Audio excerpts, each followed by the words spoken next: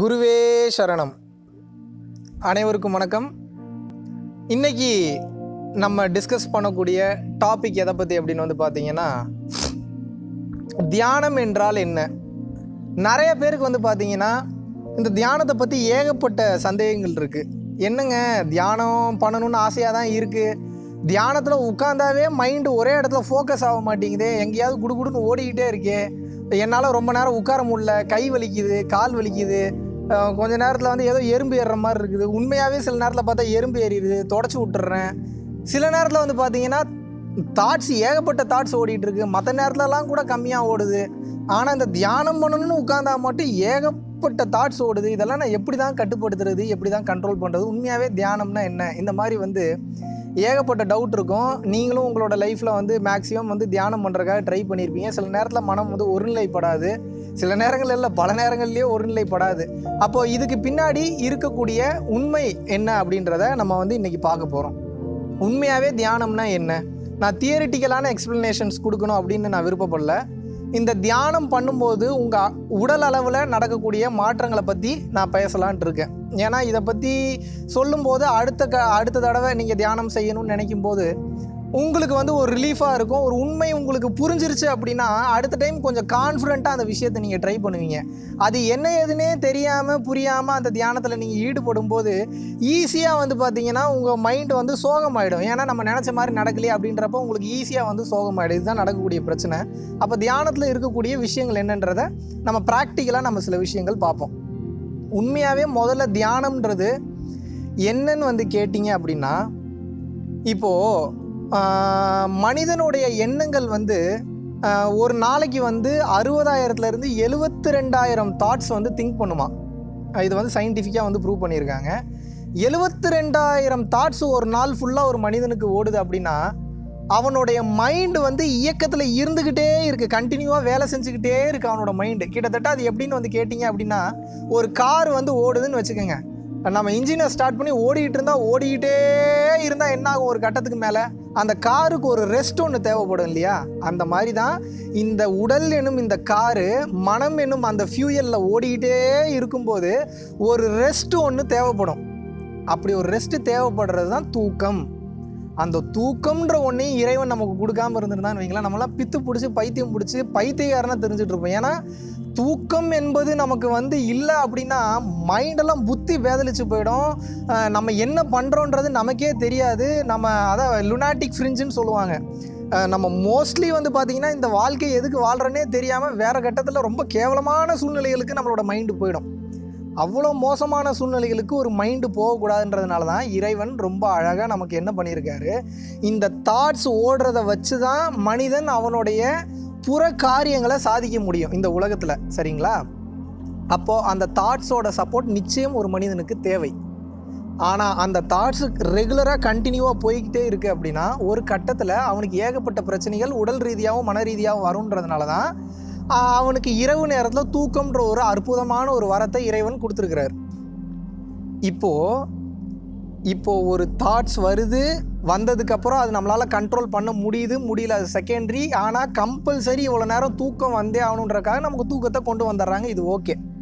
இந்த தியானம் பண்ணுறவங்களாம் என்ன பண்ணுவாங்கன்னு கேட்டிங்கன்னா அதை இப்போ நம்ம அடுத்து பார்ப்போம். இப்போ தாட் ப்ராசஸில் கண்டினியூவாக தாட் ப்ராசஸ் ஓடிக்கிட்டே இருக்குது. எதனால் தூங்கி எந்திரிச்சோன்னே உங்களுக்கு ரொம்ப ஃப்ரெஷ்ஷாக ஃபீல் ஆகுதுன்னு பார்த்தீங்க அப்படின்னா, உங்களுடைய மனம் செயலற்று இருக்கும்போது, தாட்ஸ் திங்க் பண்ணாமல் இருக்கும்போது, நீங்கள் உண்மையாகவே ஒரு மனிதன் டீப் ஸ்லீப்புக்கு போகிறான்னு வைங்க, அவனுக்கு கனவுகள் வராது. ஏன்னா டீப் ஸ்லீப்பில் தாட்ஸ் வேலை செய்யாது. உங்களுக்கு கனவு வருதுன்னா அந்த இடத்துலையும் மனம் ஓடிக்கிட்டு இருக்குன்னு தான் அர்த்தம். அப்போது நீங்கள் எப்போல்லாம் நீங்கள் டீப் ஸ்லீப் போகிறீங்களோ அப்போல்லாம் உங்களோட மனம் வேலை செய்யாமல் போயிடும். சரிங்களா? அப்போ வேலை செய்யாமல் போகும்போது நீங்கள் டீப் ஸ்லீப்புக்கு போவீங்க. டீப் ஸ்லீப் போகும்போது என்ன ஆகும்னா, இந்த காஸ்மிக் எனர்ஜியை உங்கள் உடம்புல இருக்கக்கூடிய ஒவ்வொரு சக்ராஸ் என்ன பண்ணும், இந்த காஸ்மிக் எனர்ஜியை ஃபுல்லாக உள்ளே அப்சர்வ் பண்ணும். இந்த காஸ்மிக் எனர்ஜின்றது இந்த பூமியில் மட்டும் இல்லை, இந்த பிரபஞ்சம் ஃபுல்லாக பரிணமிச்சு இருக்குது, எல்லா இடத்துலையும் இருக்குது.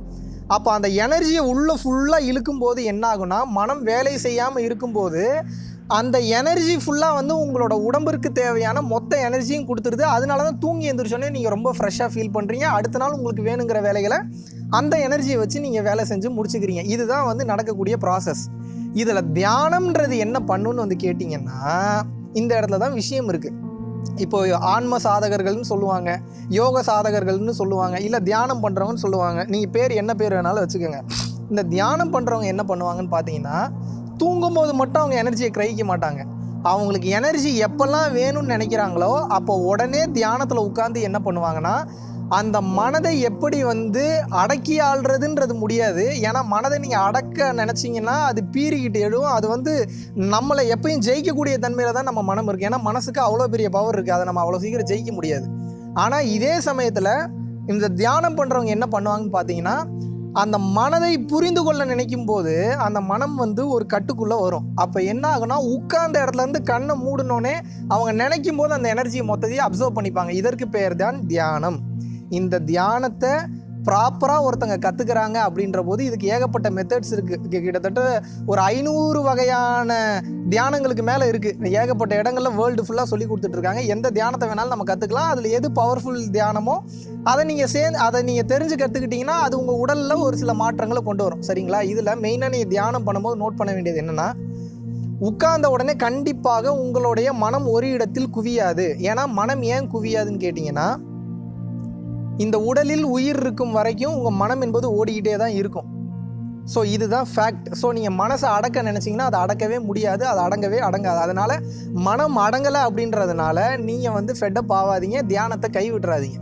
உங்களுக்கு எந்த தியானம் உங்களுக்கு சொல்லி கொடுத்துருக்காங்களோ அந்த தியானத்தை நீங்கள் பண்ணும்போது மனம் ஒரு இடத்துக்கு போகாது. ஒவ்வொருத்தவங்க ஒவ்வொரு மாதிரி தியானம் பண்ணுவாங்க. ஒருத்தவங்க மூச்சை கவனிப்பாங்க, ஒருத்தவங்க நெத்தியை கவனிப்பாங்க, ஒருத்தவங்க மூலாதாரத்தை கவனிப்பாங்க, இல்லை ஒருத்தவங்க பார்த்தீங்கன்னா அவங்களுக்கு ரொம்ப பிடித்த குருமார்களை நினச்சிப்பாங்க, இல்லை ஒருத்தவங்க மந்திரங்களை ரெகுலராக மந்திரத்தில் கான்சன்ட்ரேஷன் பண்ணி பண்ணுவாங்க. இது எல்லாமே எதுக்காக பண்ணுறோம்னா, மனதை ஒருநிலைப்படுத்தி மனம் அடங்கும் போது அந்த இறைநிலையை பார்க்கலான்றதுக்காக தான் நம்ம எல்லாருமே தியானம் பண்ணுறோம். சரிங்களா? அப்படி இருக்கும்போது உங்களோட மனம் ஒருநிலைப்படலை அப்படின்ற பட்சத்தில் நீங்கள் கவலைப்பட தேவையில்லை. ஏன்னா உயிர் இருக்கிற வரைக்கும் மனம் ஓடிக்கிட்டு தான் இருக்கும். மிகப்பெரிய ஆன்ம சாதகர்களாலே அவங்களோட மனசை ஃபுல்லாக அடக்க முடியல, ரொம்ப கஷ்டப்பட்டுக்கிட்டு இருக்காங்க.